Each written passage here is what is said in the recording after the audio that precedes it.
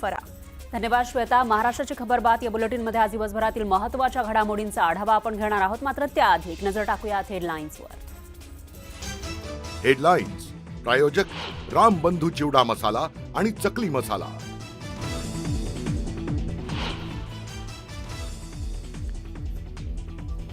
उद्धव ठाकरेंनी मुलाच्या डोक्यावर हात ठेवून खरंच सांगावं, कदमांचं ठाकरेंना आव्हान. बाळासाहेबांच्या पार्थिवाचा छळ केल्याचा दाव्यावर रामदास कदम ठाम.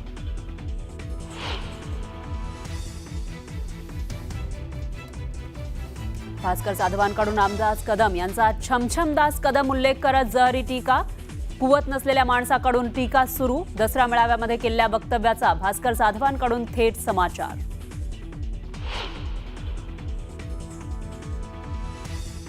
ठाकरेंमध्ये दानत होती म्हणून रिक्षावाले मंत्री आणि आमदार झाले, मग ते गटप्रमुख कसे? ठाकरेंच्या आग्रहामुळे शिंदे मंत्री. संजय राऊतांचा एकनाथ शिंदेंवर हल्लाबोल.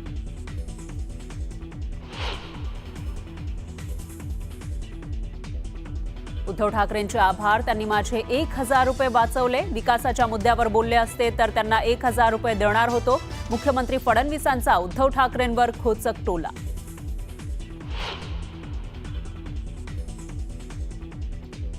नवी मुंबई महापालिकेमध्ये 14 गावांच्या समावेशावरून भाजपमध्ये झुंपली. कोणत्याही परिस्थितीमध्ये 14 गावांना पालिका हद्दीत राहू देणार नाही, नाईकांचं विधान. तर मंदा म्हात्रे 14 गावांच्या समर्थनात.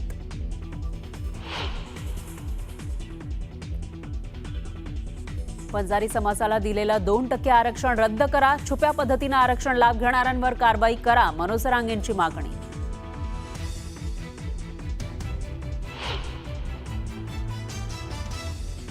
सायबर फ्रॉड जनजागृती कार्यक्रमामध्ये अभिनेता अक्षय कुमारनं सांगितला धक्कादायक किस्सा.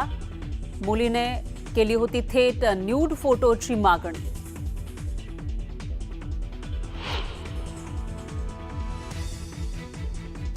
सोलापुरातील चिंचोली MIDC मधील कंपनीला भीषण आग. काही कामगार अडकल्याची प्राथमिक माहिती. कंपनीमधून येत आहेत स्फोटांचे आवाज.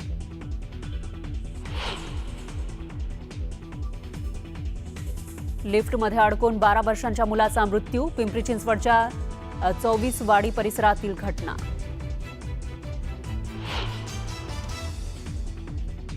आणि नवी मुंबई विमानतळाला दिबा पाटलांचं नाव देणार. राज्य सरकारनं दिबांचं नाव केंद्राला पाठवलं. मुख्यमंत्र्यांची बैठकीत माहिती.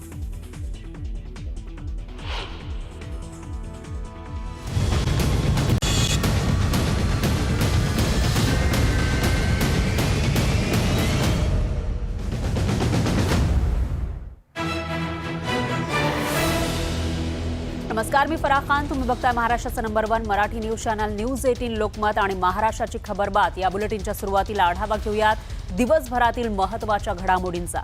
दिवसभरातील पहिली चर्चेतली घडामोड म्हणजे जरांगेंनी वंजारी समाजाला दिलेलं 2% आरक्षण रद्द करण्याची मागणी केली आहे. त्यामुळे नवा वाद पेटलाय. वंजारी समाजाच्या नेत्यांकडून जोरदार पलटवार सुद्धा केला जातोय. ही बातमी आपल्याला सविस्तर रूपाने बघायची आहे. दुसरी महत्त्वाची बातमी म्हणजे आरक्षणाच्या मुद्द्यावरून भूमिका मांडणाऱ्या मुंडे बंधू भगिनींवर जरांगेंनी जोरदार टीकास्त्र डागलेला आहे. एवढंच नाही तर माझ्या नादाला लागू नका असं म्हणत जरांगेंनी थेट इशाराच दिला. त्यामुळे यावरून वाद वाढण्याची शक्यता आहे. तर दिवसभरात सर्वाधिक चर्चेत असलेली बातमी म्हणजे शिवसेना नेते रामदास कदम यांच्या दाव्यासंदर्भातली. शिवसेना प्रमुखांसंदर्भातल्या दाव्यामुळे ठाकरेंच्या शिवसेनेकडून कदमांवर जोरदार हल्लाबोल केला जातोय. तर पुढची घडामोड ती दसरा मेळाव्यासंदर्भातलीच आहे. ठाकरेंच्या भाषणावरून मुख्यमंत्र्यांनी खोचक टोला लगावलेला आहे. दसरा मेळाव्यामधील भाषणावर बोलताना ठाकरेंनी आपले 1000 रुपये वाचवल्याचा खोचक टोला त्यांनी लगावलाय. या सर्व घडामोडी आपल्याला सविस्तर रूपाने बघायच्या आहे. सुरुवातीला बातमी मनोज जरांगे यांनी आता केलेल्या नव्या दाव्याची. मनोज जरांगे पाटलांच्या नव्या मागणीमुळे पुन्हा एकदा वातावरण तापू लागलेलं आहे. आरक्षणाबाबत राज्य सरकारनं काढलेला 1994 सालच्या GR आणि बंजारी समाजाला दिलेलं 2% आरक्षण रद्द करा अशी मागणी जरांगे पाटलांनी केली. त्यामुळे नव्या वादाची ठिणगी पडली आहे. दसरा मेळाव्यामधून मुंडे बंधू भगिनीनं एकाच्या ताटातलं आरक्षण काढून दुसऱ्याला देऊ नका अशी भूमिका घेतली होती. तर दुसरीकडे मराठा आरक्षणाच्या GRला विरोध करण्याची मागणी होत असल्यानं जरांगेंनी आता आक्रमक पवित्रा घेतलाय. त्यामुळे 23 मार्च 1994चा GR आणि बंजारी समाजाला दिलेलं 2% आरक्षणही रद्द करा अशी मागणी जरांगेंनी केली आहे. यावरून आता बंजारी समाजाचे नेते आक्रमक झाले.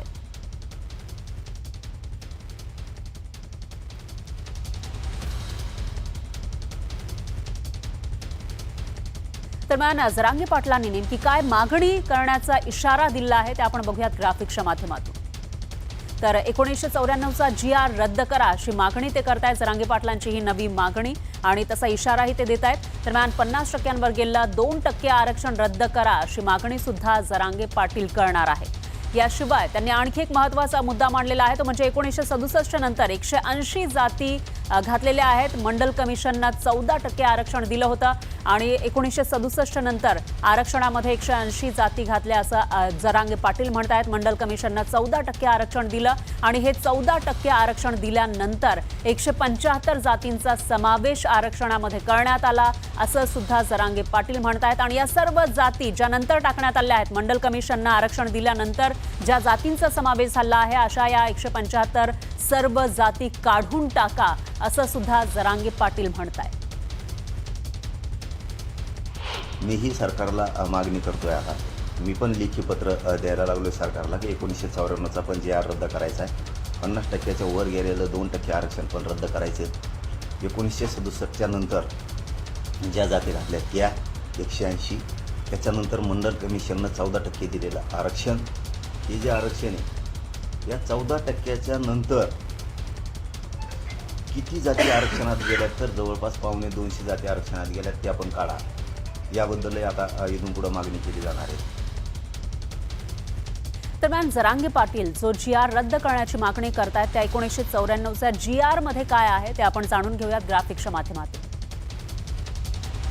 23 मार्च 1994 रोजी राज्य सरकारनं GR काढला. OBC आणि VJNT आरक्षणाची टक्केवारी यानुसार वाढवण्यात आली. आरक्षण 14% वरून वाढवून 30% करण्याचा निर्णय घेण्यात आला आणि तोच GR रद्द करण्याची मागणी आता जरांगे पाटील करतात. तर जरांगेंच्या या इशाऱ्यावरून वंजारी समाजाचे नेते बाळासाहेब सानप यांनी जोरदार टीका केलेली आहे. बघूयात. वंजारी समाजाला टार्गेट करण्याचं काम तुम्ही केलंय, परंतु वंजारी समाजाने कधी आजपर्यंत तुम्हाला टार्गेट केलं नाही. मराठा समाजाच्या आरक्षणाला केलं नाही. माझी विनंती आहे की आपण अशा पद्धतीचे वक्तव्य करू नका.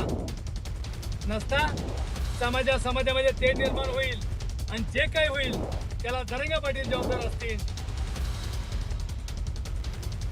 तर जरांगे पाटील फक्त GR रद्द करा अशीच मागणी करत नाहीये, त्यासोबतच सारखं आडनाव असणाऱ्यांचे प्रमाणपत्र तपासून कुणबी दाखल्यांसाठी अर्ज करा असं आवाहन सुद्धा जरांगे पाटलांनी मराठा समाजाला केलंय. सगळ्या मराठ्यांनी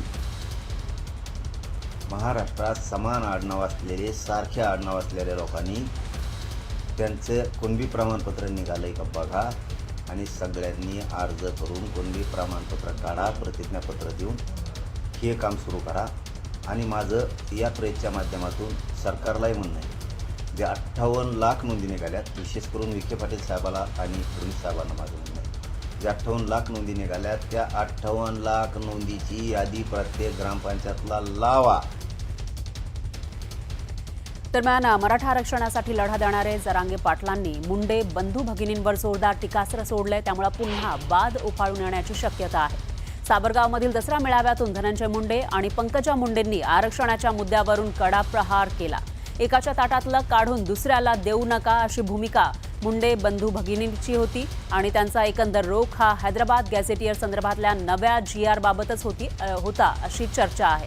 आणि याचवरून आता जरांगे पाटलांनी मुंडे बंधू भगिनीवर थेट निशाणा साधला. माझ्या नादी लागू नका नाहीतर तुमचा बाजार उठवेन असा इशाराच जरांगे पाटलांनी दिलाय. तर दुसऱ्यांच्या ताटातून ओरबाडून खाणाऱ्यांनी ज्ञान शिकवू नये अशी टीका सुद्धा जरांगेंनी केली.